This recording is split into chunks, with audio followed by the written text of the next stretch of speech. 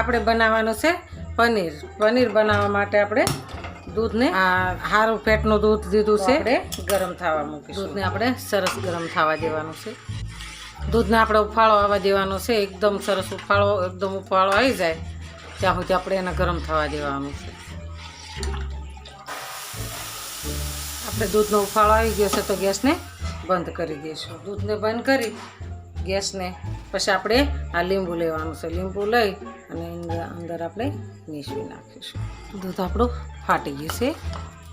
આપણે દૂધને ઉતારી લઈશું. હવે આપણે વ્હાઈટ કપડું લીધું છે અને ચાયણી લીધી છે તો આપણે એમાં કાઢી લઈશું.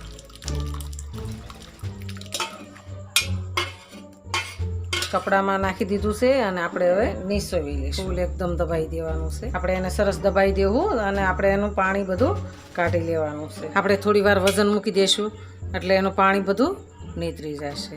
તો આપણે આને સાઈડમાં રાખી દઈશું. આપણે વજન મૂક્યું હતું તો વજનને આપણે લઈ લઈશું. આપણું પનીર સરસ તૈયાર છે. એકદમ મસ્ત બની ગયું છે.